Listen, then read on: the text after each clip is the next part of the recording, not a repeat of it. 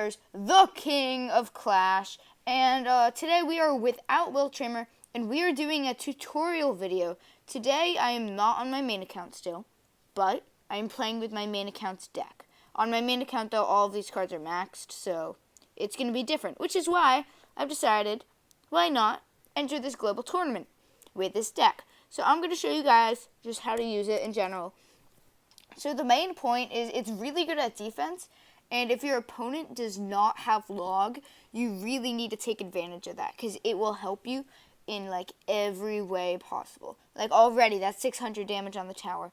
I'm going to drop a Dark Prince down here, and let's go there. I mean, I didn't have the best startup to be playing against Balloon because my minion horde wasn't in the front of my deck, but I mean, I had to make do. So I'm just going to arrows that so that the Inferno Dragon won't get too down, just in case it could end up taking out the tower. I mean, you never know. And this one could be pretty good. Taking out a bandit, almost. Not quite, though. And good. So with this deck, you want to like generate small pushes that seem small, except they're really like, they will take the tower if they leave it on the tower. It's just, you won't know just from looking at it, because it seems like just an ordinary little push. But it is not what it seems like. Like this Dark Prince, the knight's going to do a tiny bit of damage to it, but watch as I put a lumberjack up. Of course, he drops a Valkyrie as I say that. So that kind of ruined the point, that stupid Valkyrie. I hate Valkyries, Witches, and Furnace. Those are like my 3 most hated cards because Valkyrie is just, it's broken. Like, its radius is really long compared for how much damage, and this blah, blah, blah, this splash damage and everything like that. Wow, I was looking at my text and I just missed that.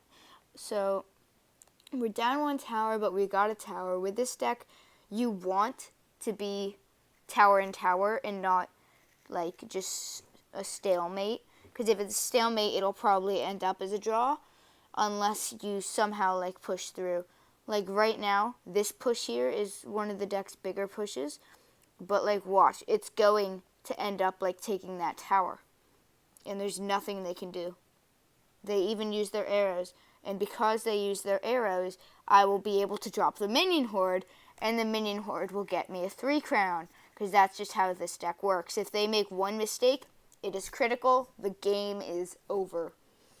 And at a high level, it can get you through almost any situation. It just has a bit of trouble against decks that have both Electro Wizard, Wizard, and a giant tank, because that is really annoying to deal with.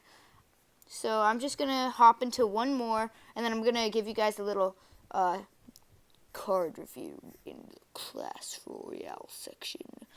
Okay, so let's just drop the Dark Prince over there, do some work to the Goblin Barrel, only let it get a few shots, but still a few shots is a few shots, and that will be quite a bit of damage. My Elite Barbarians should pretty much take out those Barbarians. Close enough. I think I just need to drop a Lumberjack at like now-ish. I mean, that Dark Prince on the right. See, if you leave anything on the tower with this deck, it will matter. Like right now, that Lumberjack's Rage is going to give my minion horde a huge boost going up against the tower, because their Lumberjack's Rage won't really get anything, while mine is getting a minion horde onto the tower and doing a lot of damage.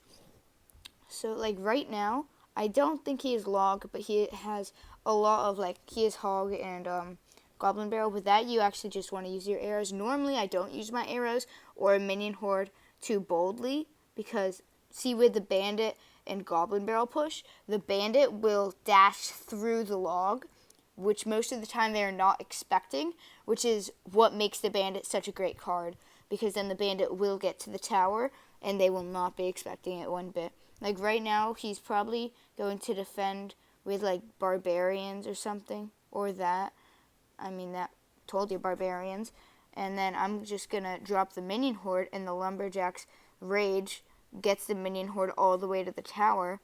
And that one minion that's connecting right now is going to do like 600 damage. So literally anything in this deck will get you damage, and it is very good on defense. Like, he's probably going to do like a Hog Rider, or maybe not. I would do a Hog Rider if I ran. He is log, so I'm going to drop the Goblin Barrel because I knew he was going to use it on that, which was a really bad mistake because now I can drop the Dark Prince right in front of that bandit with like no health, and the bandit's going to actually still stay alive. The bandit was so close to getting to the tower, but instead my elite barbs will. Oh, what a shame. What a way to go down. Yet another 3 crown. So now I will enter Clash Royale. So in this section, I'm just going to talk about some of the pushes that this deck has potential for. So, let's just get 250 Goblin Gang. Let's donate some cards. What do we need for our main deck? So this is our main deck.